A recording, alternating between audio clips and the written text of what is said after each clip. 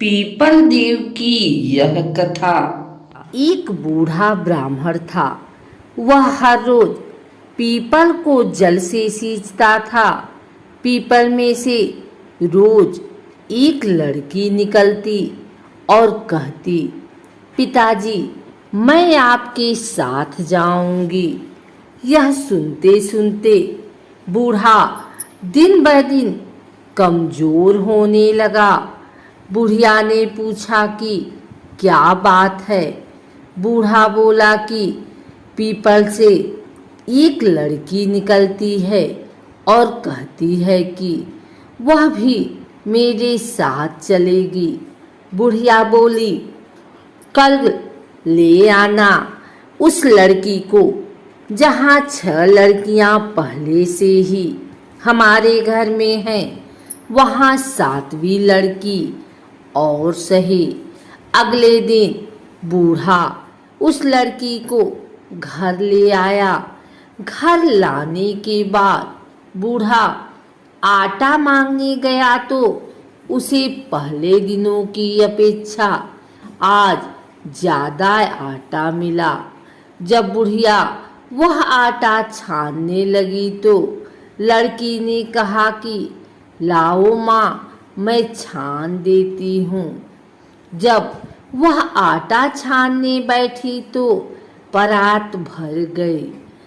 उसके बाद माँ खाना बनाने जाने लगी तो लड़की बोली कि आज रसोई मैं बनाऊंगी। तो बुढ़िया बोली कि ना, तेरे हाथ जल जाएंगे। लेकिन लड़की नहीं मानी और वह रसोई में खाना बनाने गई तो उसने तरह तरह के 36 व्यंजन बना डाले और आज सभी ने भर पेट खाना खाया। इससे पहले वह आधा पेट भूखा ही रहते थे। रात हुई तो बुढ़िया का भाई आया और कहने लगा कि दीदी मैं तो खाना खाऊंगा। बुढ़िया परेशान हो गई कि अब खाना कहाँ से लाएगी। लड़की ने पूछा कि माँ क्या बात है। उसने कहा कि तेरा मामा आया है और रोटी खाएगा, लेकिन रोटी तो सबने खा ली है, अब उसके लिए कहाँ से लाऊंगी।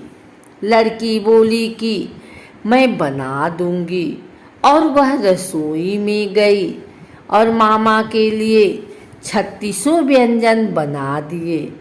मामा ने भर पेट खाया और कहा भी, ऐसा खाना इससे पहले उसने कभी नहीं खाया है।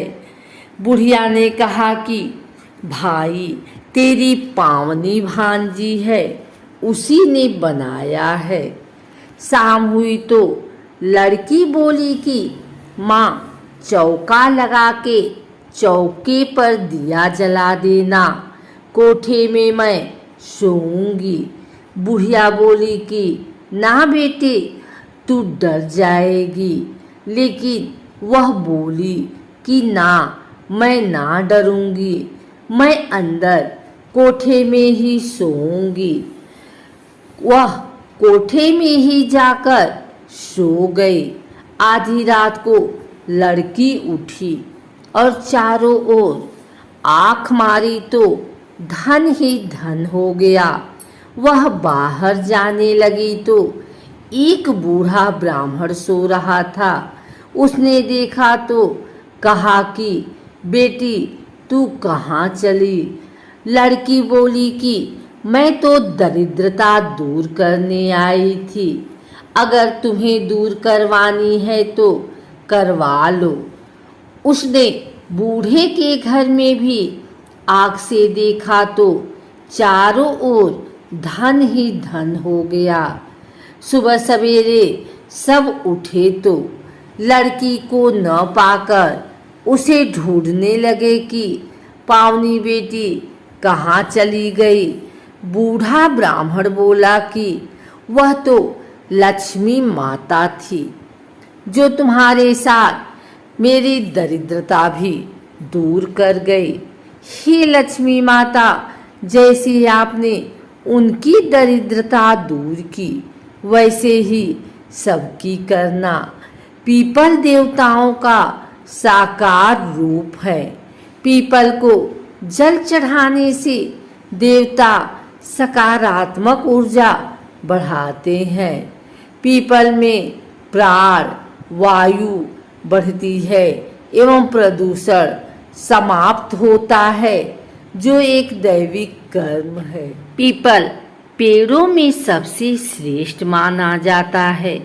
यहाँ तक कि भगवान श्री कृष्ण ने गीता में सभी वृक्षों में अपने आप को पीपल का वृक्ष बताया है। साक्षात भगवान विष्णु अथवा भगवान कृष्ण का ही स्वरूप है। अगर आप भी पीपल के पेड़ में दिया जलाते हैं अथवा पीपल की पूजा करते हैं तो भगवान नारायण की कृपा से आप पर अवश्य बनी रहेगी पीपल की कृपा। लेकिन आपको इतना जरूर पता होना चाहिए कि पीपल के पेड़ की कितनी परिक्रमा करनी चाहिए। पीपल पर जल चढ़ाते समय कौन सा मंत्र बोलना चाहिए, पीपल की पूजा सुबह कितने बजे करनी चाहिए इत्यादि पीपल के पेड़ से जुड़ी धार्मिक एवं रहस्यमयी जानकारी हम आपको प्रदान करते हैं। आइए सबसे पहले जानते हैं पीपल की पूजा का महत्व एवं पीपल की पूजा के फायदे। उसके बाद हम जानेंगे कि पीपल के पेड़ की कितनी परिक्रमा करनी चाहिए। हिंदू धर्म में पीपल को साक्षात भगवान नारायण का ही स्वरूप बताया गया है। पीपल की पूजा करने का प्राचीन काल से विशिष्ट महत्व रहा है। पीपल की पूजा करने मात्र से भगवान नारायण एवं महालक्ष्मी की पूजा की जाती है।